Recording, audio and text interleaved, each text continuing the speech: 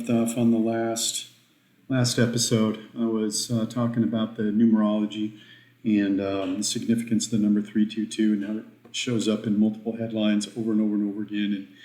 And it seems like they use these number systems and symbols. I mentioned Manly Hall and his quote,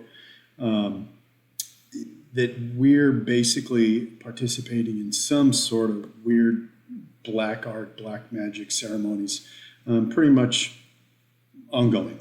TV shows, commercials, music. It's pretty much everywhere now with technology and streaming and whatnot. So just kind of scratching the surface on this stuff. I wouldn't say that I'm an expert, but I want to throw a little bit more into the fire of that.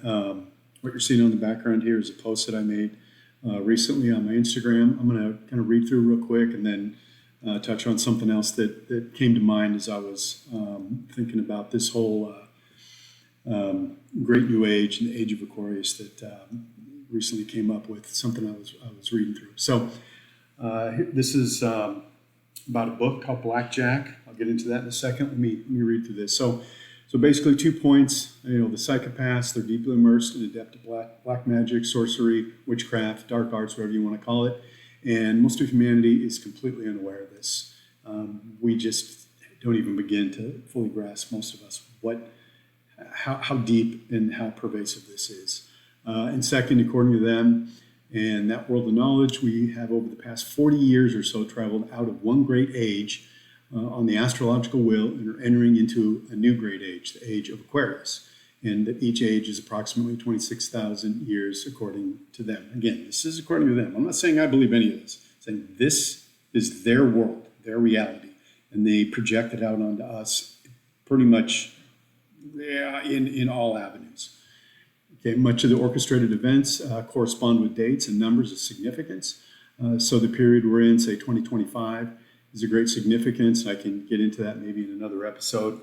To the psychopaths, and that may explain the timing of recent events. Release of COVID in 2020. Very big deal on the astrological wheel of things. So we're living through a great satanic ritual or ceremony that spans these 5 years, and have no doubt how we emerge out of 2025 will set the table for the next significant time period from 25 to 2030. And basically, by 2030, if they get their way, population will be reduced. We will be into the Great Reset after all of the cataclysms that are kicking off, the wars, biological attacks, grid down, food shortages, civil war, all of it.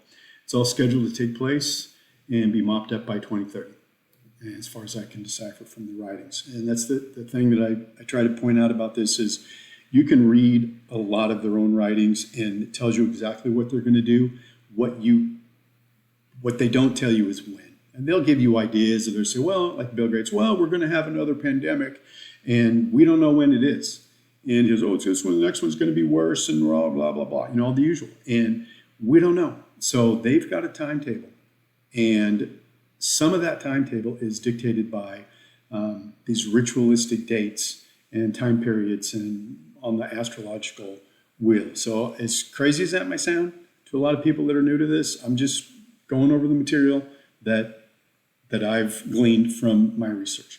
So one of the things I wanted to point out, why I brought up, I'm going to bring up this book here for a minute, Blackjack, and this is The Dawning of the New Great Age of Satan. It was written by the authors S.K. Bain, and this is the second book of his that I have read, and I'm going to touch real briefly, to show you kind of the first one that I read a few years ago. This one's called The Most Dangerous Book in the World, 9/11 is Mass Ritual.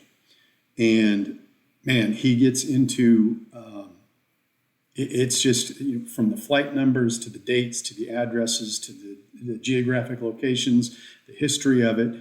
There is so much, so many ritual aspects to that event. And reading this book is a real eye-opener. And maybe you'll read it and say, this is all a bunch of hogwash.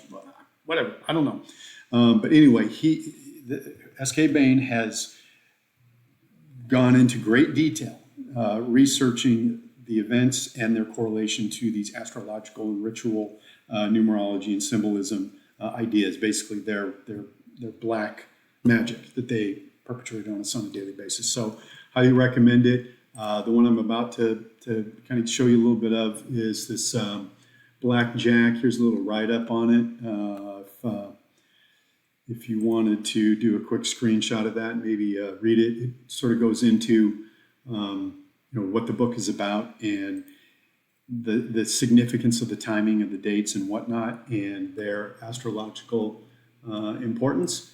So with that said, I'm going to go over just a little bit of it here. And let's see, where is that? If I go, yeah, here it is. All right, so I'm going to read along some of this just to kind of set the table of what the post primarily, what this episode is primarily about. And it really has to do with this turning from one age to another age. So the age that we're coming out of and the age we're going into, the age of Aquarius. And that, from what I've read, is about a 40-year transition. So this isn't like we wake up one day and we're in this new great age, whatever. There's a process.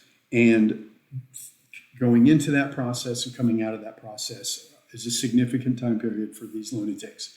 And that can explain some of the things and some of the catastrophes and wars and you name it that go on that they perpetrate on a regular basis. So let me just kind of read this to give you a little bit of a flavor of what this is about. So very powerful practitioners of the occult for whom the celestial phenomenon would have to be quite significant, once in a 26,000-year occasion. Among those practitioners are the super elite psychopaths who rule the planet and control all its resources and peoples. That seemed pretty overreaching. If you more you dig into this stuff, it's not a stretch at all. These people have tremendous power and have steered and influenced significant events all around the world for a long time now. And especially with the increasing technology, that just increases their reach. All right, so the elite practitioners, the dark arts as well. These privileged few are not simply the socioeconomic elite, but are elite practitioners of the dark arts as well. And they're particularly fond of timing their satanic forays to astrologically auspicious occasions in order to induce the dark powers to bless their evil undertakings. See, that's the key. These rituals and ceremonies summon in their mind power. It gives them power. This dark power of Satan, whatever you want to call it. As chronicled in my previous books, the cryptocracy time many, if not all, of their rituals and false flag attacks to coincide with important dates on the occult calendar, which is often when the moon or some planet is in a favorable orientation with another, something along those lines. And see, most of us, we don't have a clue about any of that. This is a whole world of information and things that are transpiring outside of our knowledge or understanding or awareness, and they just roll it out. We don't even see it. And so if we can wake up to that, we can begin to see it, as Manly Hall says in that saying, a great veil will lift from the eyes of man, and we can begin to read and see what they're telling us through these rituals and these practices. So for those not read my first book, such was the case with the attacks of September 11, 2001. This date was selected with intentionality and great purpose and is of great importance to worshipers of the dog star, Sirius, the blazing star of the Freemasons, and the celestial abode of Lucifer. There's some images here. The mother of all auspicious occasions. Okay, so basically, if they time their ill deeds by motions and positions of heavenly bodies, then would they not have then marked galactic alignment in spectacular fashion? And indeed, they did. And galactic alignment is, I believe, basically when these two periods line up, and we're right at that point of exiting one and entering another. That's the great galactic alignment, where every 26,000 years we reach this certain point. Again, their words, not mine. The dazzling, elaborate, hugely expensive opening and closing ceremonies of the 2012 London 30th Olympics with the XXX were globally televised mass rituals marking the grand celestial alignment, esoterically symbolized by the Triple Cross, mere months from the 12/21/12 Mayan doomsday date. Apparently that date is pretty significant. And if you go back and you watch that 2012, I think that's the one where it was like a giant, big giant nursing outfits and hospital beds and just like the Grim Reaper stuff. And it was all about the coming release of the bioweapon. I think that's the one. If you watch that, even with the most naked eye, you would have to be thinking, what in the hell is this about? But once you begin to learn to read their ceremonies, and they use a lot of events like that, because imagine millions of people are tuning in. And so they're tapping into the energy of millions of people and channeling this giant ritual through them and out into wherever, consciousness, ether, what other dimensions. I don't know, but that's what's happening. And so if you haven't seen that, I highly recommend going back and watching a 5 or 6 minute clip of it. That's all you'll need.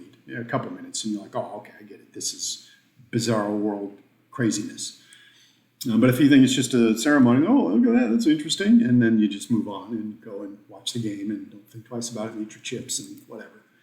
All right, so in addition to this annual timekeeping function, the zodiac is also a precessional clock that allows us to track the passage of long stretches of time. So, there's sort of a symbol there of what they're trying to say. So this process of the great wheel in the sky, song's about that, isn't there? Wheel in the sky keeps on turning. Don't know where I'll be tomorrow. Maybe it means something, maybe it means nothing. This process of the great wheel in the sky going through one full rotation takes approximately 26,000 years. The eternal wisdom regards this great age and the beginning and ending of this repeating grand cycle. The end of one cycle marks the start of the next. That moment in time is the Alpha and the Omega. Okay, so we can see was the completion of 13 back 10 on the Mayan calendar, corresponding to December 21st, 2012, on the Gregorian calendar, the precise end date of the Great Age. So he's basically posing that question. Was the end of the Mayan calendar, they were dialed into some of that stuff. Did they know of this galactic alignment in these great processional events? And so that's why the Mayan calendar ended, because that was the end of the Great Age, the 26,000 year cycle. I don't know, could be. Haven't really read much about that, but that's what the point he's kind of making here. Yes and no, galactic alignment is the marker for the end of the Great Age, but it was not completed on 12/21/12.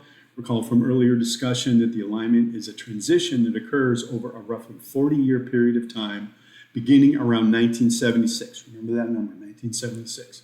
It's going to come up here later, which means that it is not technically over until 2020, 2021. Interesting. So basically started in 76, ending around 2020, UN Agenda, UN Agenda 21, Agenda 2030. These dates are huge to them, folks. 2020 was a big deal on their galactic calendar of events of the trajectory of humanity. Trust me, a big deal. And that's why we have seen the rollout of COVID and just the absolute insanity that has been nonstop since then. Okay, so what do you think that the cryptocracy would consider a fitting manner by which to celebrate New Great Year's Eve Day and greet the New Great Age? And I think basically saying that that's coming up, or it had come up at the end of 2020. So to recap, nuclear false flag terrorism is an ever-present threat. And that was his, and I left a lot of that out. So basically saying, would they set off a nuke to signify or as a marker, a ceremonial marker of this significant date of passing into the new great age? And that didn't happen, hasn't happened yet, but obviously if you're paying attention to what's going on in the world, you know that everything they've done in the last year and a half, 2 years, is what they're trying to create. They're trying to create nuclear war with Russia at a minimum and China as well, and that's what all of this is building to. And they've orchestrated wars before. They use them to serve their means, and so basically that's what he's saying is, are they timing all this on this astrological scale? So coming up in the near future, we have the mother of all auspicious occasions in the dawning of the new great age. The world is run by a gaggle of insanely powerful, psychopathic, multi-generational Satanists, that's a mouthful, who look for every opportunity to ritually sacrifice fellow human beings to their evil god. And if you've been paying attention, you know this is true. You see this, the carnage, that if they were not in control, so much human suffering and carnage would just go away overnight. I'm not saying it all would. I mean, humanity still, we have a lot of work to do. But they use humanity on a grand scale for these rituals and these sacrifices, and it just looks like, human nature playing itself out in some random, universe.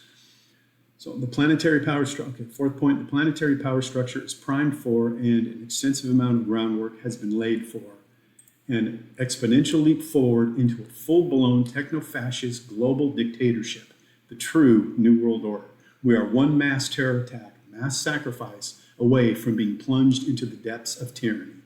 How to create a prison planet in one easy step. What better way could you come up with to greet the new great age and properly commemorate this once in a 26,000-year event than to slaughter countless innocent men, women, and children in a mass sacrificial nuclear holocaust in honor of your dark lord, thereby dedicating the new cosmic cycle as the new great age of Satan while simultaneously shifting the machinery of global tyranny into overdrive. That's a mouthful. I just each one of these I could go on for 20 minutes about, because there's so many events that make these words so significant if you're paying attention. It's just stunning. Okay, so for the sake of argument, let's just say that the cryptocracy did have something like the scenario outlined in the last chapter in the works. Wouldn't they have left intentional clues all over the place, which is what they do, predictive programming, all over the place, in plain sight clues for the initiated foretelling their intentions. You can bet your ass they would have. Symbolic truth. Modern man suffers from chronic symbol illiteracy. It's back to what Manly Hall's quote. And that we will remain subject to mass manipulation until we become lucidly cognizant and profoundly educated concerning the power of symbols. And I know it sounds like gobbledygook if you've never touched on this stuff, but man, oh man, start reading into this stuff, the stuff that they've written. This is a big deal to them.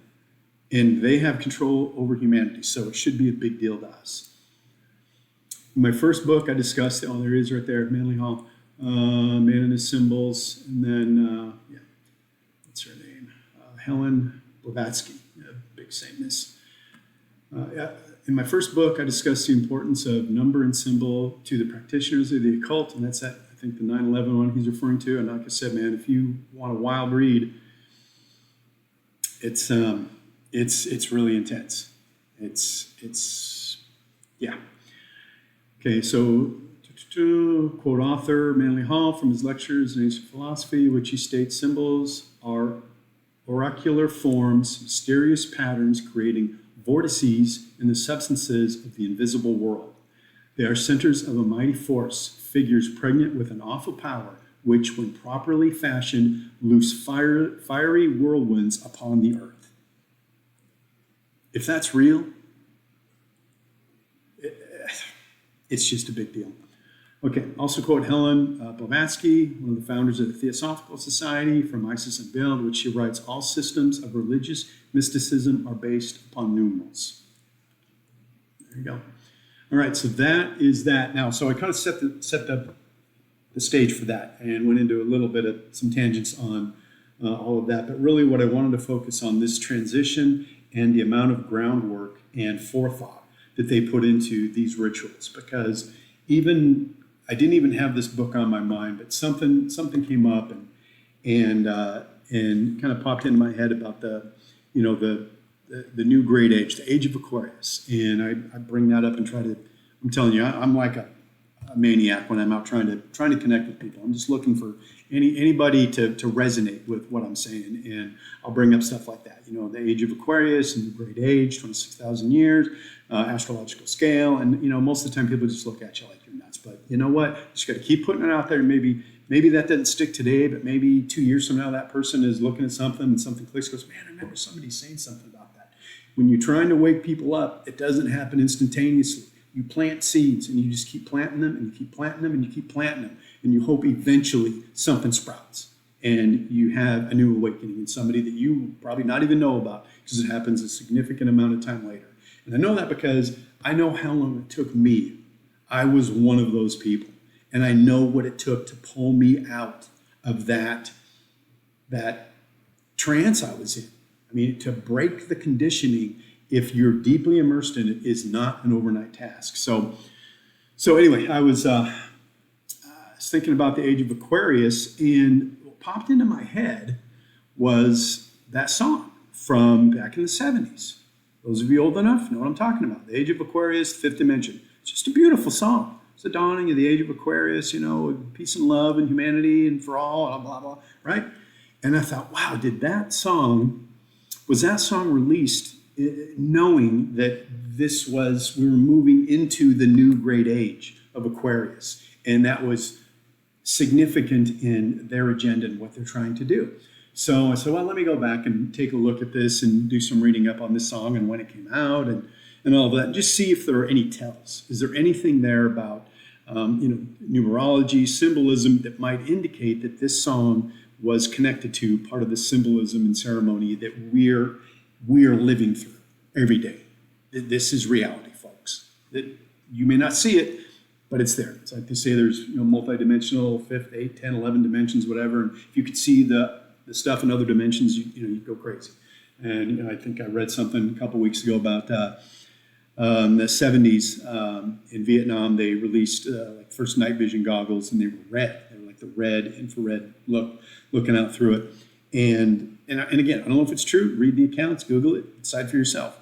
But when the guys out in the field put these goggles on, they were like freaked out because they apparently saw like other dimensions, and it's scary, demonic stuff, right?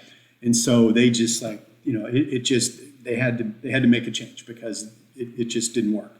So is that true? I don't know. That's why you don't have infrared goggles. I don't know, but it's something worth considering, that there are these other levels of reality that we just don't see. I mean, and if you're educated and you study this kind of stuff, you know that just the human eye only picks up a pretty narrow band of the actual light of what we're actually seeing. And so we are limited in humans in our perceptions of reality.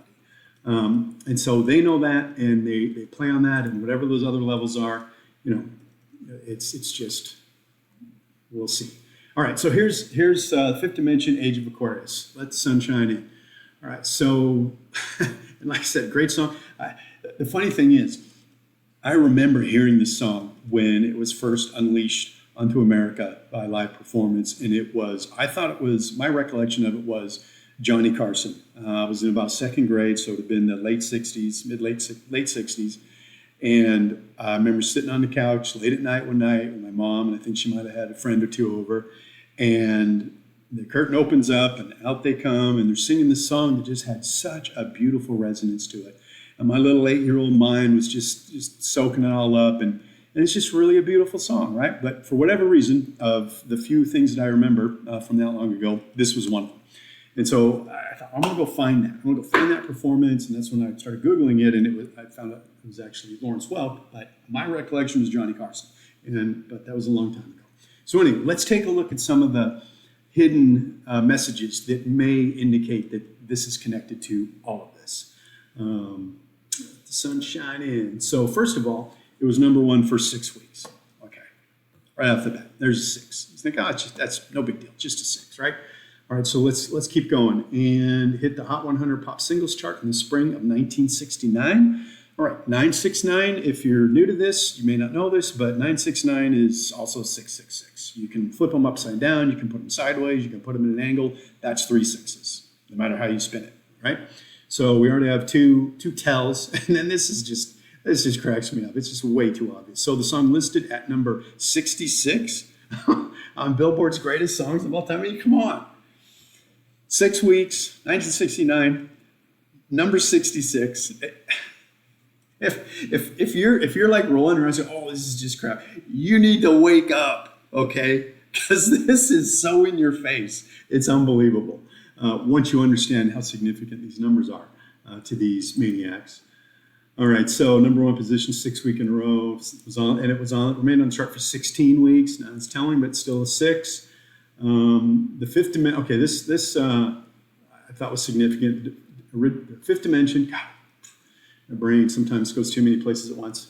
Fifth dimension originated in LA in 1966. Again, 666. Flip that 9 upside down and twist it a little bit. You got yourself 3 6s. All right, so 7 top hits, 7 top 40 hits. I don't know. All right, so here, after the original group ended in 1975, remember I said pay attention to that date when the new great age in S.K. Bain's estimation began in 1975. Well, Fifth Dimension ended in 1975. So their work was done. I don't know. Coincidental? Could be. I mean, I'll give you that one. Maybe it's just a coincidence. Some proclaimed that a new age of Aquarius was at hand sometime after the 20th century. So they're telling us in their song, hey, there's a new age coming. And for most people, the little, especially back then, little hippie kumbayas with their, frilly beads and all that. Oh, it's great, love, just imagine, John Lennon, right? So that's characterized by love, light, and humane kind relationships, unlike the current age of Pisces, right? So yeah, we're headed into that. I don't think so. None of these psychopaths have their way. And then the coup de grace here is the single version around 4 minutes and 49 seconds. And while this may seem like a stretch to some, sometimes they're even more hidden. But if you look at that 4 minutes and 49 seconds, that's 666. Just flip it. Just take a mirror image, flip it upside down. That's 666. So is all of that coincidental? And then there was bursts of 3 for a total of 11 times 3 and 11. I mean, 1 plus 1 is 2, times 3 is 6. You can do different things with that. But you can say it's just all a bunch of hooey, a bunch of coincidence, a bunch of just random stuff that happens to be lining up. I'm saying this stuff looks very convincing. And you're living a ritual, a giant ritual. All the numbers you look at, the timing of things, the dates. I mean, one of the things that I bring up all the time in my videos, that if you scroll back like around summer, I post a lot in the summertime when I'm running, and I talk a lot about chemtrails. And, it's obvious that they're doing it, but it's random. And I can assure you, it's not random. They have a schedule, they have a calendar. The dates and times that they're doing it have significance. These people are serious about their rituals and their ceremonies and their black magic. And if you think that's crazy, that's great. I don't know what to tell you. There was a time in my life I probably would have thought so too. But take a look at all this, give it some thought, and maybe there's something to it, maybe there's not. So anyway, there you go. That's a little bit on the numerology and the maniacs, black magic ritual crap that they're throwing at us every day. So do what you will with it. All right. Till next time. Later.